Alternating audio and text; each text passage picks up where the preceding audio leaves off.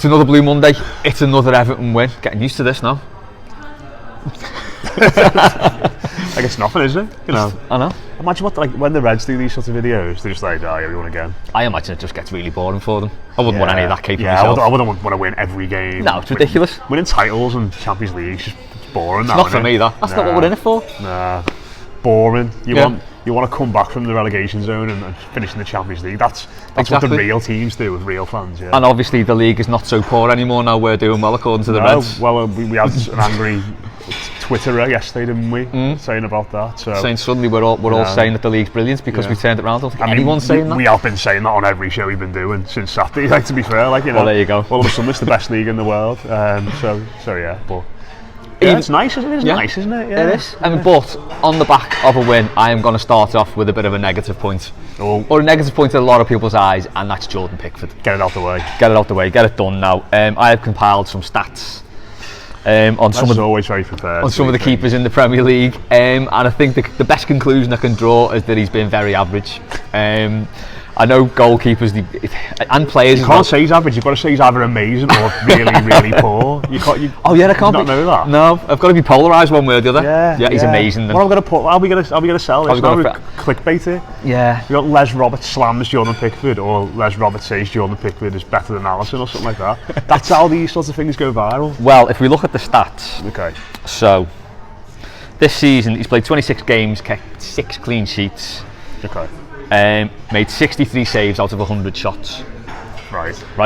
If we compare him to Schmeichel at Leicester, he's played 25 games, 8 clean sheets, made 65 saves and 93 shots. Okay. Very similar stats. Yeah. Really. I don't think he's very good though. No, I suppose not. No, I'd say he's average. He's another average keeper. Yeah. Henderson, Sheffield United. Now he's the standout one. Yeah. But he's on loan from Man United, so. You know, he's obviously an up-and-coming keeper. He's 22. 22, yeah. He's 22. So you know, United could be looking to him now as a long-term replacement for De Gea, who's sort of dropping off a cliff a bit. He's made 25 appearances, 9 clean sheets, 65 saves in 89 shots. So that's a really good ratio. You know, it's considerably higher than the others. Yeah.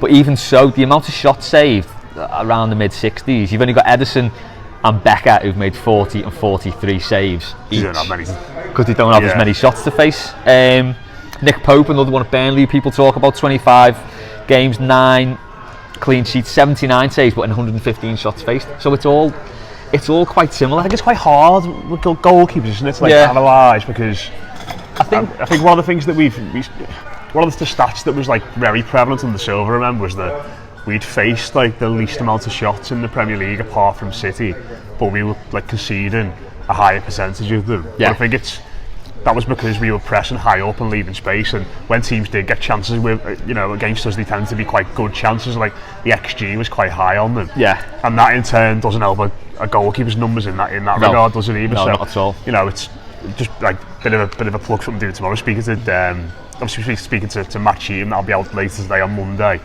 And he's going to give us some numbers on Pickford in terms of like the raw data and different ways of analysing goalkeepers. And on Tuesday we've got David Priest, who's obviously a pundit now, former Sunderland goalkeeper, knows Jordan and his family really well. So it'll be really interesting to see what they have to say from their different points of view. But yeah, it's just an awful. I think it's the worst type of error, that, isn't it, what he made on Saturday? Yeah, it is. Being a goalkeeper. Yeah, I mean, it's one of those things, isn't it, with the keeper? If a keeper makes a mistake like that, it's a goal.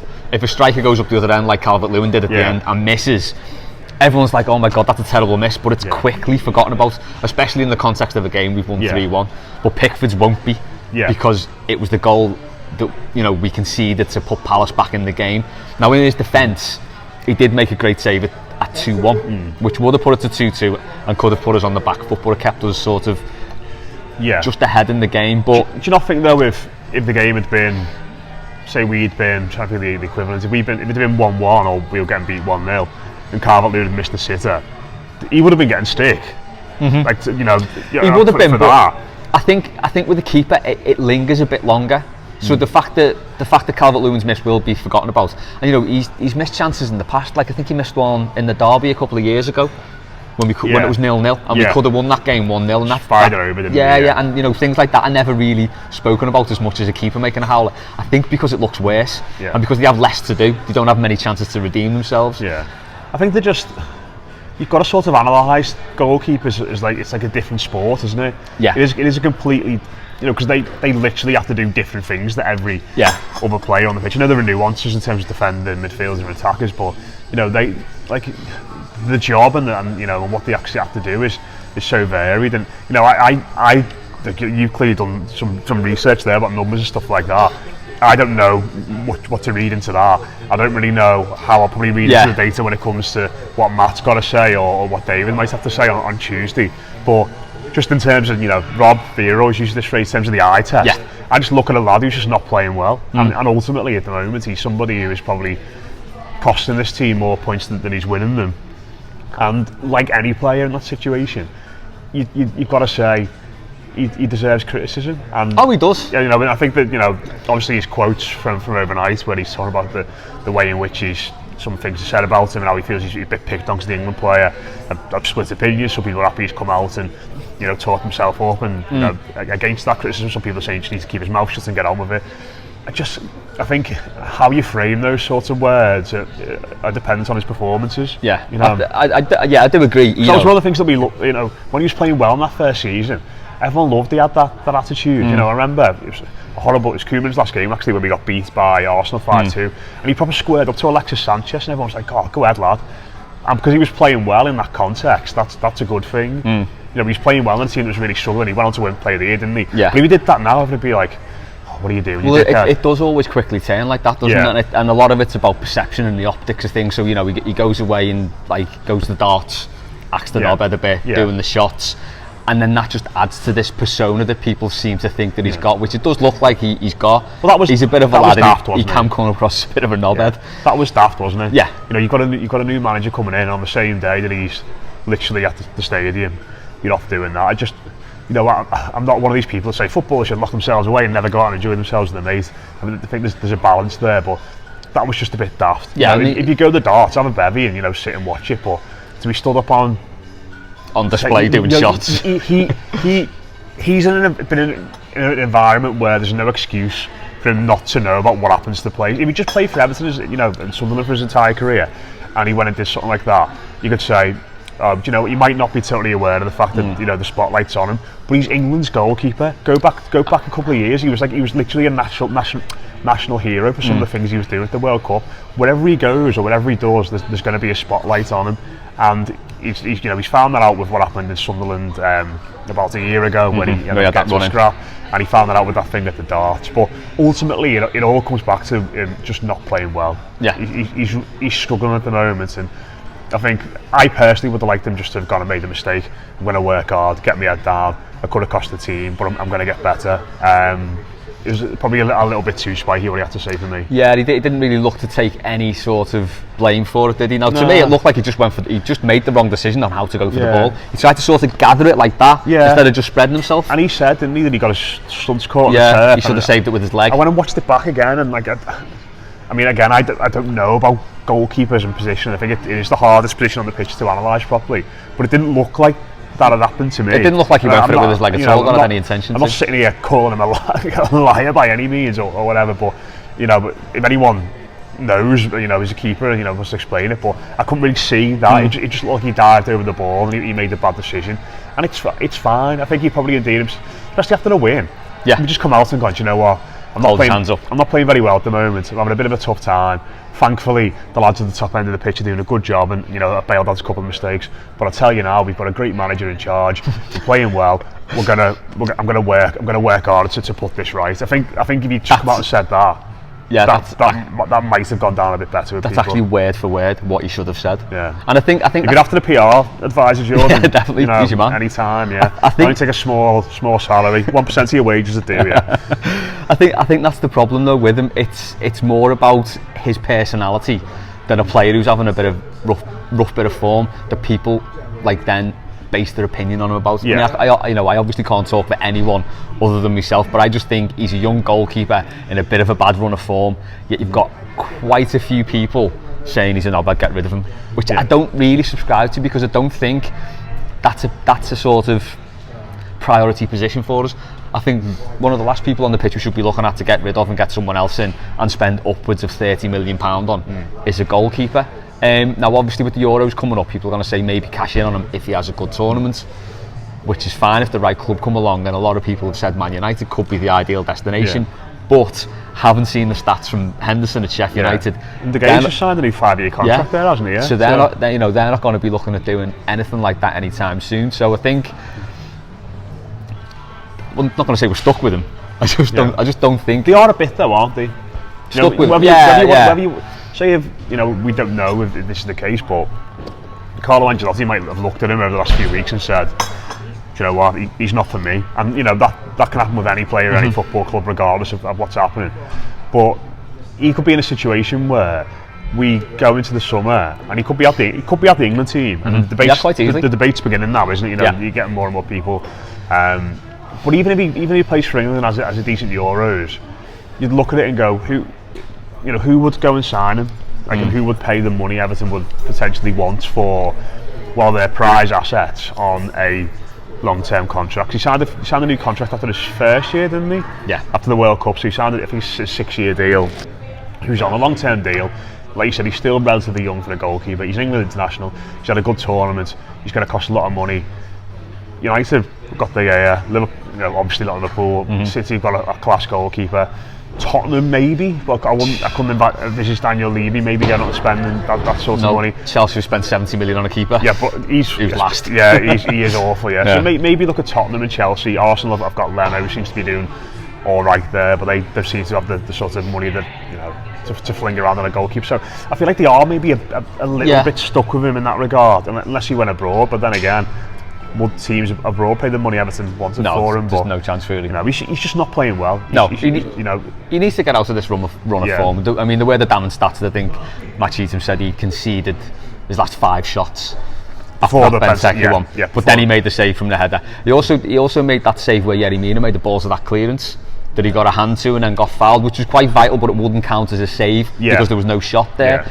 There were other aspects of his game though which were poor again, they weren't at the weekend. There's that one where just the long ball comes forward and he doesn't go and get it when he probably should. It drops through him. He has it. He drops it again, and then Zaha and Coleman end up in a bit of a heap.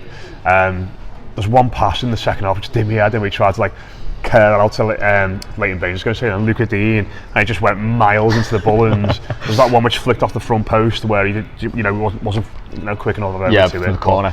It seems to be polarising opinion. People are getting quite edgy about it on social media, but I think it's right to have a conversation about it. We do need to have the conversation. It's definitely worth having a conversation about it. I'm just not convinced that people saying he needs to go, get rid now. I'm not convinced by that. I think if we're still having this conversation in another year, when he's 26 then, he's been at the club for 4 seasons then. If he's still on the same conversation then, he's a problem. I think at the minute, ride out this run of form. See where we go with him. Though, it feels like goalkeepers are maybe having the peak years a bit younger now, as opposed to potentially. A lot of people would say 35 traditionally, 10 years ago was the peak for a goalkeeper. But you look at it now, and how old's Alisson? It has changed. He's 27. You've got to be more dynamic, haven't you? The way in which the ball moves around now, you've got to be able to contort your body and be agile. You've got to be quick off your line. You've got to be good with your feet. So it feels as though that might change over the next few years. So you can look at it and say now he's probably coming into what should be the peak years of his career. And the worry for me, there's 2 things really. I think his stature is an issue. Ultimately, that is something which you can never change. But we haven't really seen a development in his learning. I look at things he does at the weekend and in previous games and think, I've seen this so many times from you in the past, and it's almost like since that first season where he was brilliant, he's just gradually started to regress a little bit. Yeah, he's not matured at all, has he? No. I think that's his biggest issue for me. No. Let us know what you think in the comments. We talk about some happiness. We're going to now, we're going to talk about Carlo Ancelotti. We got it right. Yes. So basically, that's 2 back-to-back wins now in 9 games. Good. We've not had that in the league all this season, and we only did it once last season. That's not including cup games. League games, we did it once last season. So he's obviously having an impact. This run of 8 games, his first 8 games, is the best of an Everton manager ever. Wow. So this, I think he's got 17 points, hasn't he, from 8 games? That's which is the best opening 8 games of any Everton manager of all time.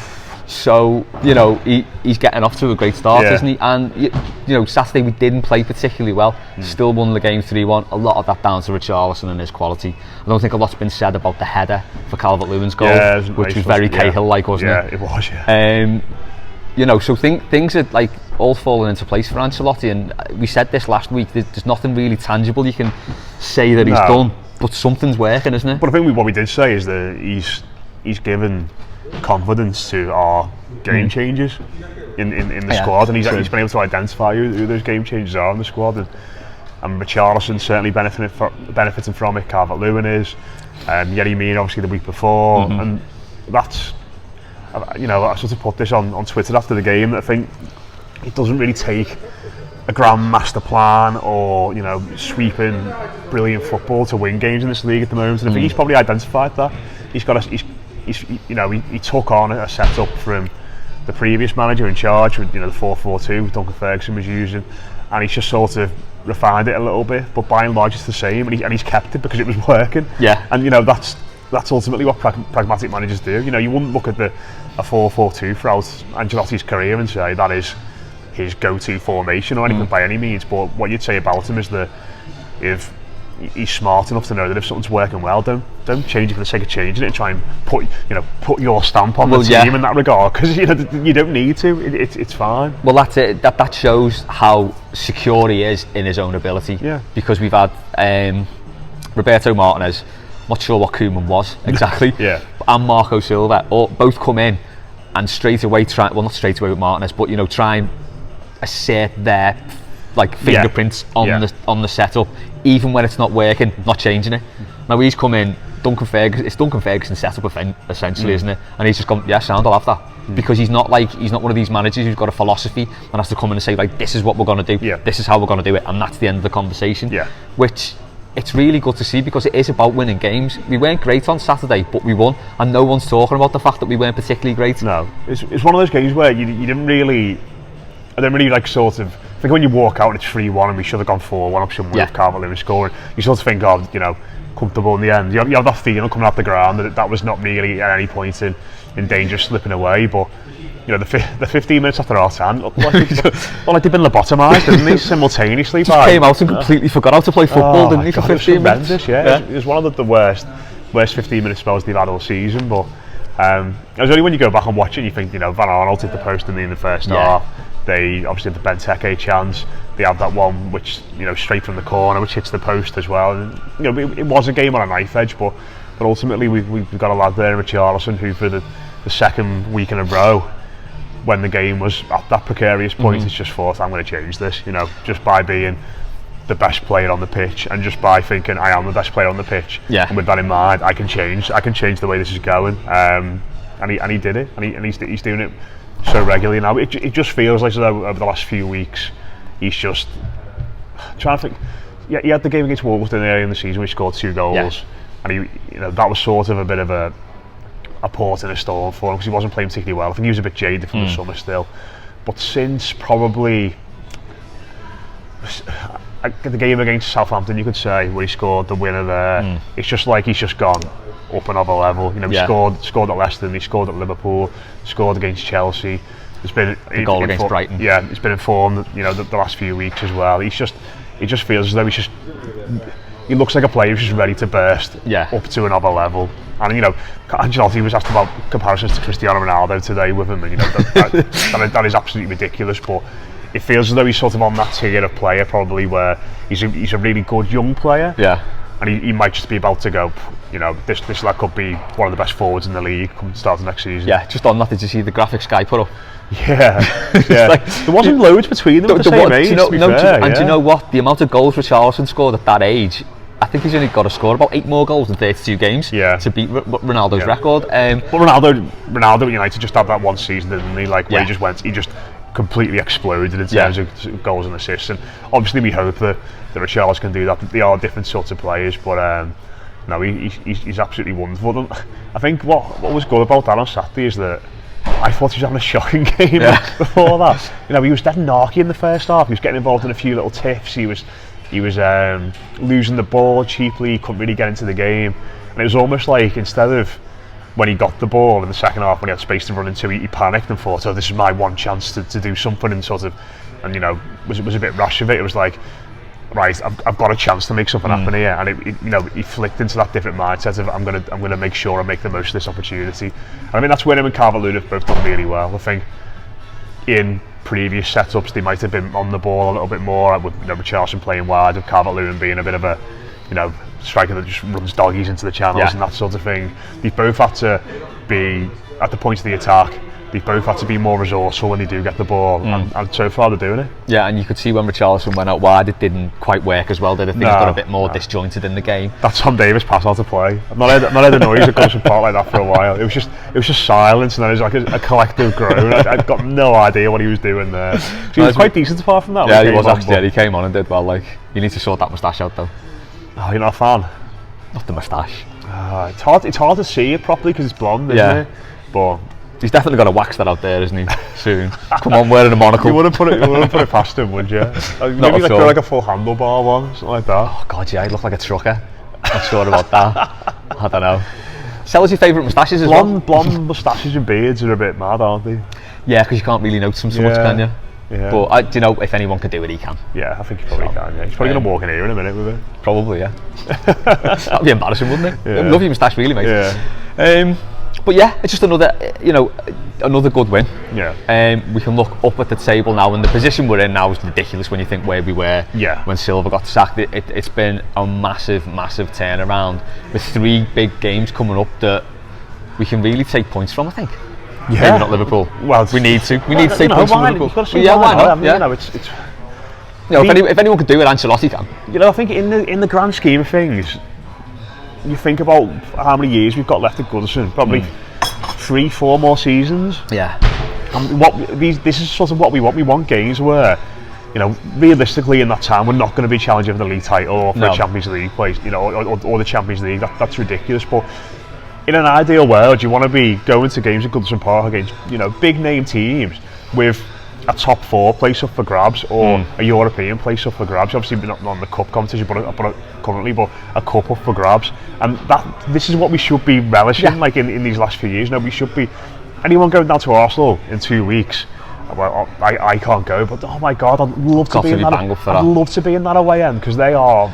I did Unholy Trinity podcast yesterday, and one of the lads on that, I can't remember who it was who said it, but he said Arsenal have won 6 games all season in the Premier League. Only won 6 games. They're awful. Yeah, we've got to be looking at targeting that, haven't we? We should be going down there without pressure, you know, not really being too worried. And then if you can get a point there and you can beat United, then all of a sudden you think it's not beyond the realms of possibility here that these lads can really put the pressure on Chelsea. But you know, that even now, sitting here after the win and with all the good results we've had and all the, you know, the progress that's been made under the Ancelotti, that still feels like a big step to take, going to Arsenal and winning or getting a draw. Yeah, it does actually, but I think if we've got a chance to, this is it. And you know, Saturday we had a chance against Crystal Palace to gain ground on those top clubs, and we did. You know, ordinarily we may have fucked that and just gone, I've done it again, and that swing back we'll go top of it, beat Villa. Yeah, basically that, isn't it? Yeah. But then if you look at that, if we do, you know, if we do get a result at Arsenal, we do get a result against United, that Chelsea then becomes a massive sort of 6-pointer effectively. Exactly. You know, if we can make up ground on them, you know, it's not beyond the realms of possibility. It's got really dark in here. It's got the rays just started absolutely lashing it down outside. Storms coming in now. Staying here. Gonna go to the tower again later. Oh, I don't fancy that in this wind. No, not at all. That's gone murky, hasn't it? Yeah, it really has. Yeah.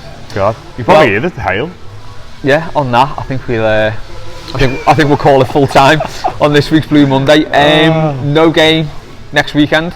No. This coming weekend, sorry. You know, winter break. Early the season, you're like, yes, is right. But now it's like, it's disappointing. We're going to miss them. What am I? Quite like watching Richarlison and Calvert-Lewin playing footy. It's enjoyable. But so I'll try and do another. Python. Yeah. What's on this weekend? Oh, gutted that it got called off yesterday. Oh, I know, Derby. Such a shame. I think this by the time kick-off came around, the weather was dead nice. But then it went horrible again later on. Yeah. But it was probably devastating that, because obviously, you know, speaking to the girls and how much they were looking forward to it. Willie Kirk was, saying that they've had it circled on the calendar for ages. So much has been geared towards that, not really talking it down at all. So you just hope that when it does get rearranged, it's not midweek and the same sort of attendance can go down, because they sold out 4 stands, haven't they, for it? So yeah, it's amazing. Fingers crossed, but disappointing, really disappointing. But yeah, it must be difficult as well to pick yourself back up after that. When you built up for a game and it gets postponed, it's like, oh god. But yeah, I'm sure they'll be able to do it. Yeah, they're a good side. They are a good side. Right, that's all. Thanks for watching. Just before I go, Matt Cheatham had a good stat about Dominic Calvert-Lewin. But you keep your hanging on, because you'll have to listen to the stats back with Matt on Patreon. If you're not subscribed, subscribe. If you're not subscribed to us, subscribe to us as well on YouTube. We've also got David Priest on Pickford. Wednesday we're having 11s, which was very popular last week. Yeah, really good show. Mark Mosey, Matty Asher, Jack Carlisle on that. Subs weekly we'll have Dave, Paddy and Hannah Farrell. The weekly will be me, Carl Roper and Ben Crawford, who's making his debut, and then kick about with me and Rob later in the week. We'll actually be doing mailbag. Absolutely loads going on this week. And it costs next to nothing, doesn't it? It costs less than, costs the same amount as like a cup of coffee. Cup of coffee a month. Yeah. Someone was fuming about your coffee drinking. Mark Ellison, it was Mark, he's fuming. He's fuming the fact that I'm drinking green tea today. What's his beef? The Italian thing, isn't it? So, drinking cappuccino in the afternoons. We don't pretend to be Italian though, do we, I suppose? Or did you want us to go like Carlo? I think so, yeah. Okay. I'm buying a cardigan for next week anyway, so there you go. So yeah, subscribe to Patreon if you've not done it. If you don't like it, you can unsubscribe, but you will like it. Easy, yeah. So do it. It's better subscribe now at the start of the month as well. You get the full first month then, yeah. So can't say fair enough. If you don't like it, fine. But you will. There's loads of good stuff on there, yeah. Loads of good stuff. Thanks for watching. I'll be back with Kate towards the end of the week with a What's On at the weekend. Me and Matt will be back next Monday. See you soon.